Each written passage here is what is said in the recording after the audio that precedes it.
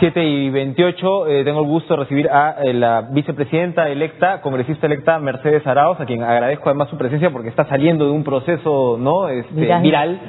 Gracias, Micho, por estar con nosotros. ¿Cómo está? Buenos días. Muy bien, gracias. Bueno, este training, comentábamos fuera de cámaras, pues después de no solamente salir de la campaña, sino yo me acuerdo, me encontré con usted en diciembre, cuando recién acababa de llegar, y claro, si contamos, son 7 meses sin parar, ¿no? Y el mes anterior de la mudanza. Y claro, entonces realmente es ahora, de todas maneras se va agarrando velocidad de crucero, ¿no? O sea, ya cuando se van tomando las decisiones, un gabinete designado, un premier por supuesto designado, y se van, hemos visto ya las sesiones pues de diálogo con las distintas bancadas, se comienza a vislumbrar cuál sería la mecánica de trabajo, me imagino yo.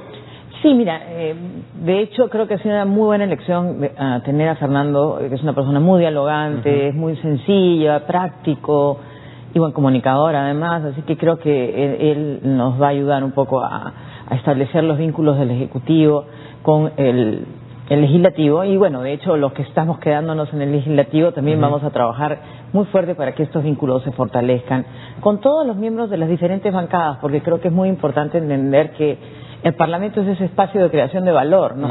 Para poder hacer posible que a través de nuestros procesos legislativos o de control o inclusive de fiscalización tengamos la posibilidad de generar mayor valor para la ciudadanía. Exacto. No es ningún secreto que tanto Mercedes Arauz como Gino Costa eran pues los más voceados congresistas para ir al gabinete. El propio Kuczynski ha señalado que usted está sacrificando, ¿no?, de alguna manera, entre comillas, al quedarse en el Congreso.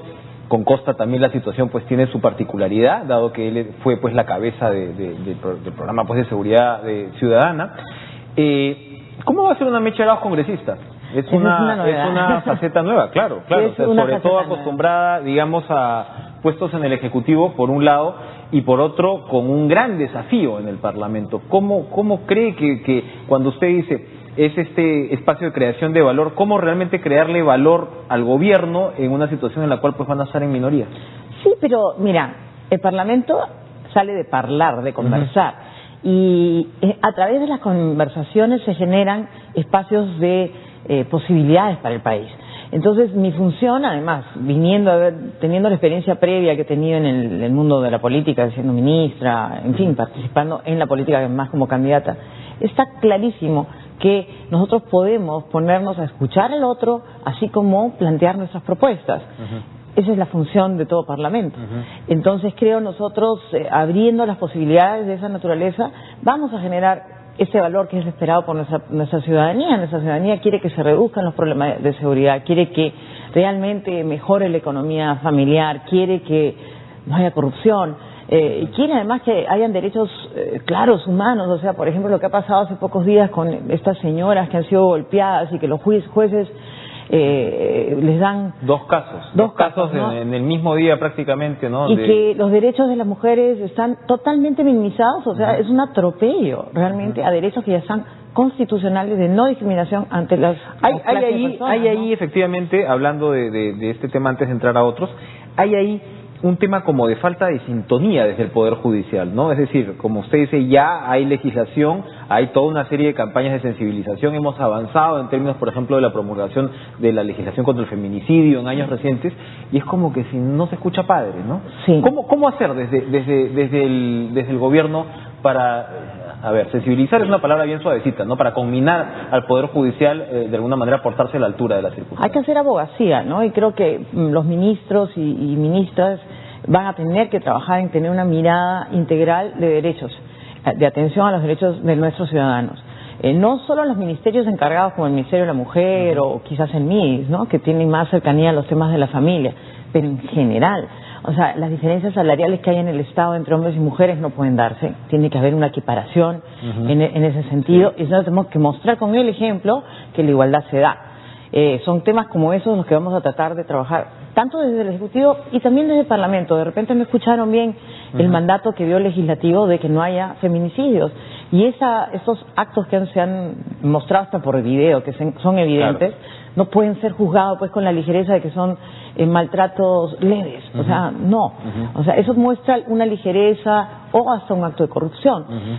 Porque parece que este joven era familiar de una autoridad. De un regidor en allá. Exacto. Entonces, eso no podemos permitirlo. Y por eso también vamos a insistir en legislaciones donde sancionaremos el tema de la corrupción, ¿no? En cualquier ámbito, no solamente en los ámbitos económicos, sino también en estos ámbitos de atentar contra los derechos de las mujeres o de los niños, en fin, de todos los ciudadanos. El ¿no? 28 de julio, por supuesto, es un día de anuncios, es un día, digamos, marca una pauta, marca un derrotero, marca el ritmo que impondrá el Ejecutivo, y parte de esto siempre se espera que el presidente en funciones anuncie una serie de proyectos de ley. Ya se está hablando, pues, en fin, de facultades legislativas, se está hablando de una serie de... Pero ¿dónde van a estar esos proyectos de ley? Número uno, usted me está adelantando, digamos, ciertas líneas con respecto a derechos, pero su cancha siempre ha sido también la de economía, la de comercio exterior. ¿Hay piezas legislativas que deberían tener especial atención, es decir, que van a ser necesarias, o nuestras leyes están más o menos completas en el sentido económico? No, sí hay que hacer, estamos... A ver, en el discurso de Pedro Pablo más bien va a ser un discurso de mostrarnos dónde queremos ir como país. Y la presentación del gabinete va a llevar las propuestas legislativas que vienen del Ejecutivo. La letra pequeña va a estar ahí. Exacto. En ese paquete que estamos presentando, tanto de pedidos de facultades y también como pedidos de política que se puedan debatir en el Legislativo, están temas muy claros. Nosotros queremos promover a la pequeña y mediana empresa con simplificación administrativa, con reducción de impuestos, con mecanismos realmente de integrar a la pequeña empresa a que sea la generadora de empleo justo que se necesita en nuestro país y que incorpore y formalice el trabajo. Se va a presentar temas como el seguro de desempleo y algunas materias de esa naturaleza que ayudarán realmente a un proceso de rápida mejora de la productividad del país y más empleo y también formalización, ¿no? Que creo que es parte del paquete.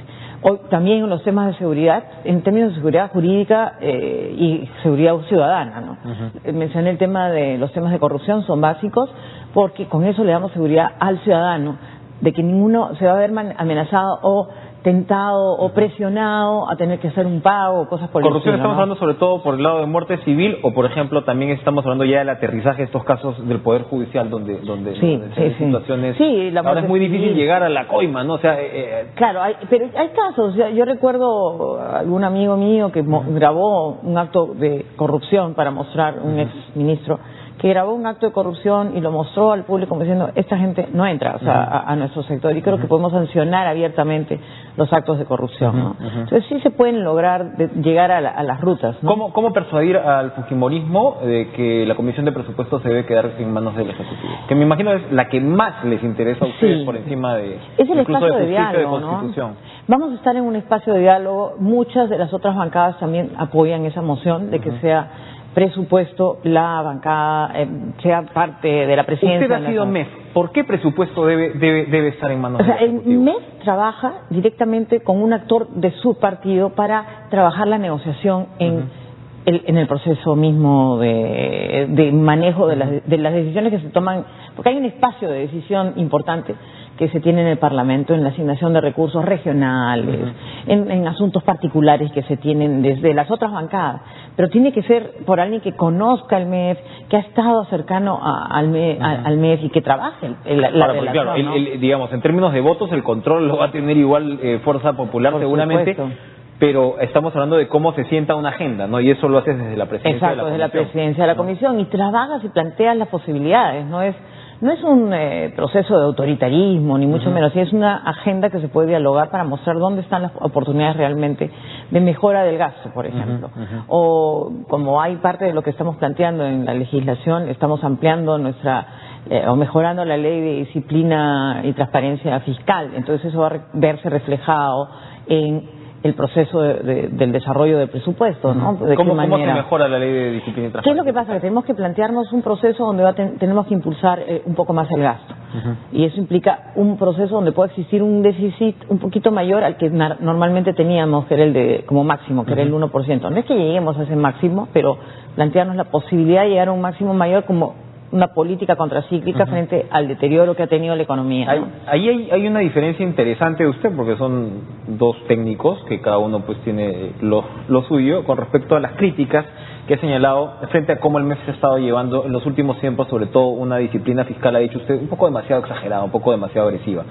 El ministro actual, Segura, el ministro saliente, dice: hemos hecho políticas contracíclicas cuando se ha debido hacer, y ahora las perspectivas de crecimiento de la inversión privada, ¿no?, van al alza. Entonces, en ese momento, tú meter políticas contracíclicas de repente puede ser riesgoso, en el sentido que tu déficit y tu deuda pues vaya en aumento.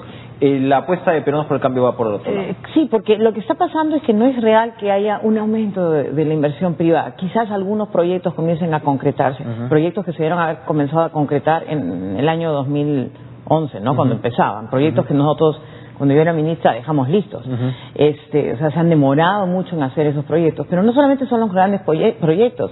¿Qué pasa con el pequeño empresario que no le estamos permitiendo invertir? Tenemos que darle un incentivo para que pueda reinvertir sus utilidades.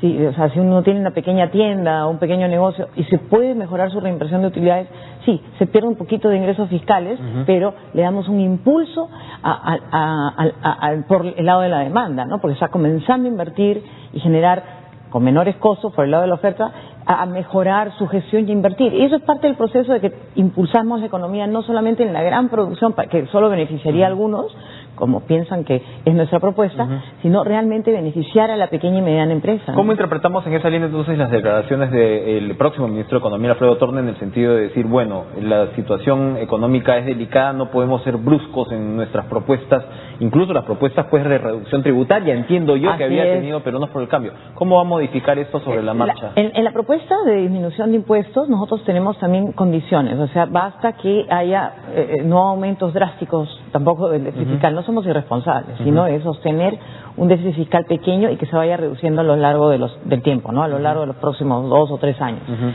Es una política que nos permitiría reactivar economía y a la misma vez formalizar, que son los elementos más importantes que estamos de nuevo, Segura, es interesante digamos, este debate, porque Segura dice, por otro lado, el control del déficit les debería preocupar más. Lo dice dice, no me quiero meter, pero más o menos al final dice que les debería preocupar más el control del déficit fiscal, porque tiene una relación directa con el tema de los ratings crediticios, y que eso hay que protegerlo. ¿No le preocupa a Mercedes Arauz? El margen de endeudamiento que tiene el Estado hoy día es bastante bajo, es bastante nivel de espacio. Hay un techo ahí. Hay un techo, tenemos reservas que son de lo mejor.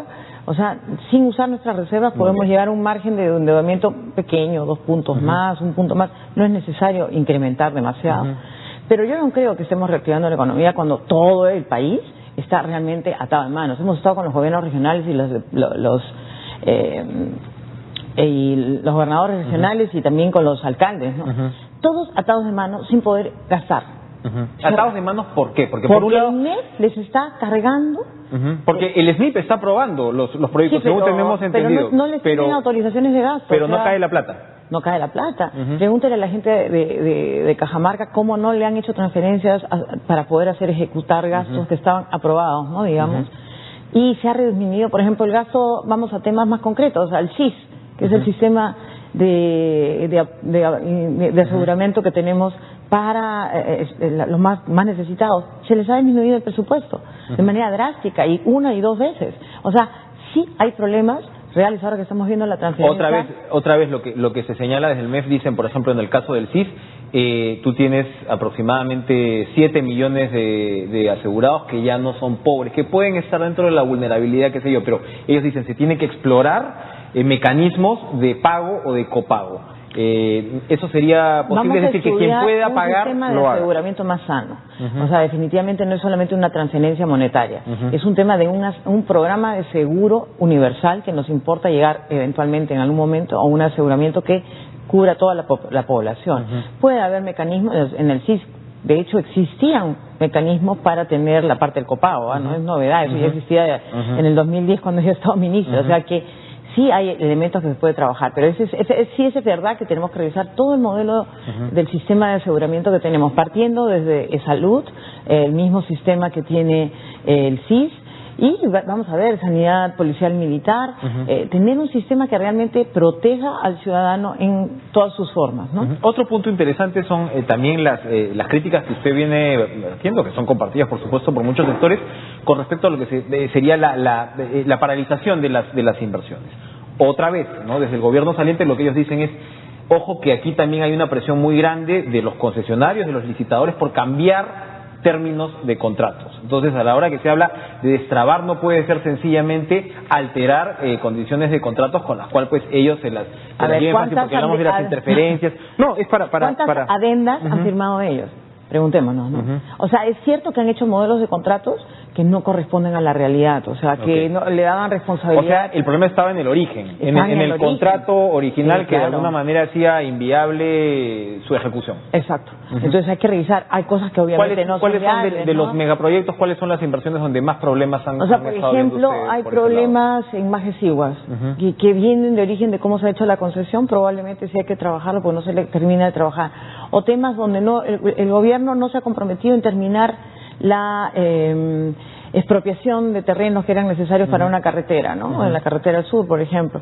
Hay 2 casos que impiden el terminar la expropiación y que se termine el y sigue eso trabajo. atracado, ¿no? Sí, claro. Entonces, hay temas que probablemente desde el Congreso tenemos que revisar la ley de expropiaciones para que haya un justiprecio, un proceso que sea valioso, tomando en cuenta el interés público. O sea, sí hay que revisarlo. Usted, digamos, en los últimos meses también construyó o armó una dupla importante con Martín Vizcarra, que se ve dentro del gabinete, él va a tener pues el sector, ¿no? O sea, la idea era fusionar transporte con vivienda para un gran ministro de infraestructura. Esto tomará su tiempo, pero sabemos que en vivienda va a estar un colaborador suyo, es decir, va a haber una relación muy fluida.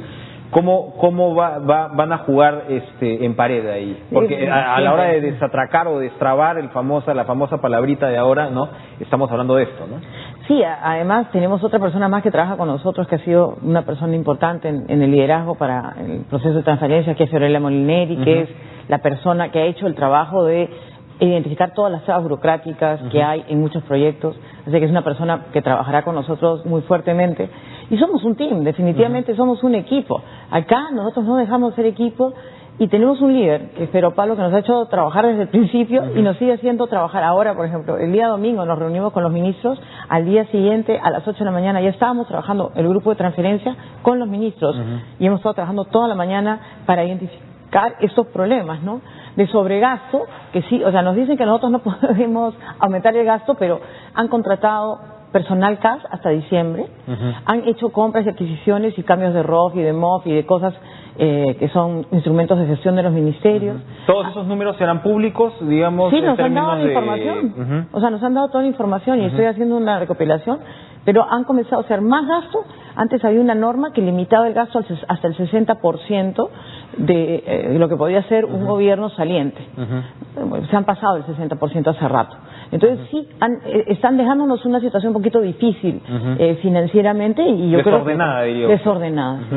Entonces vamos a tener que trabajar y los ministerios, bueno, aparte tienen que hacer los procesos de reforma que están proponiendo, o sea, en salud, en cultura, en todos los temas. Hay modificaciones en las cuales vamos a colaborar. Hay críticas, hay digamos, usted me habla de un team, ¿no? Y uno ve en toda esta área el team, el equipo que ha estado, o que la prensa y la ciudadanía se ha acostumbrado a ver en el tramo final de la campaña y el primer momento de la transferencia. Entra Zabala, tiene las cualidades que le están reconociendo, pero por otro lado se dijo mucho que él había pedido, ¿no?, designar a ministros en ciertas carteras técnicas. La designación, por ejemplo, de Cayetana Aljovín, muchos no la han entendido. Se habló, ¿no?, que el récord, en este caso de Paola Bustamante, frente al MIDIS, había sido, digamos, interesante, ¿no? Pero ya se sabía que, bueno, más de un ministro del gobierno saliente iba a ser complicado. Se quedó Jaime Saavedra. Pero la señora Aljovín viene de un perfil, pues, que uno no asociaría con, digamos, con creer el poder de ciertas políticas públicas, vamos a decirlo así, ¿no? O sea, se asociaría con una suerte de liberalismo donde los programas sociales a veces pueden ser leídos como anatema, ¿no? Y cuando entramos al tema de decir, tienen que ser productivos, hay que dar el salto productivo, eso sabemos pues que también a veces se queda en el discurso, ¿no? Es difícil que en esta capa de pobreza también vayas más ¿por qué allá? no? Mira, por ejemplo... ¿A usted le gusta Cayetana Joven como sí, claro, y me hubiera gustado que hubiera sido también candidata nuestra al Congreso, que no pudo al final hacerlo. no se pudo hacer. Pero evidentemente sí es una persona que ha trabajado muchos años en el Estado, o sea, que sí lo conoce y tiene la capacidad de tener un buen manejo con instrumentos de gestión. No, la capacidad sin duda la tiene. Hay quienes dicen... ¿Tiene la sensibilidad social? No, pero ¿por qué no sería posible que tenga una... Bueno, aparte de ser una madre de familia y yo le he visto preocupada en esos temas, sí creo que puede hacer una buena labor porque puede mejorar los programas. Y es bien claro, por ejemplo, nosotros hemos estado trabajando con la gente de Sierra Productiva. No es un tema de hacer Sierra Productiva algo solamente para una cobertura básica en el mundo agrícola, sino traer esa práctica a la práctica de mejora productiva a la gente que está recibiendo hoy día los subsidios que son básicos para manejarlos y darle la mejora y salida a la pobreza, ¿no? De no regresar a la pobreza, pero tienes que darle un instrumento productivo. Como la mayor pobreza está en el campo, yo creo que, por ejemplo, el modelo de Sierra Productiva puede fácilmente... Se puede amarrar al MIDI, como un proyecto... Más directa, más que en agricultura, de repente, tener una pata en cada uno.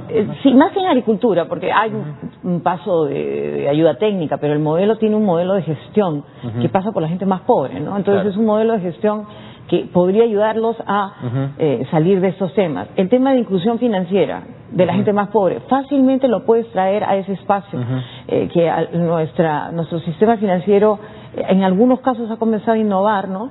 El caso de lo que está haciendo Carolina Trivelli con el tema de el monedero electrónico y los microcréditos.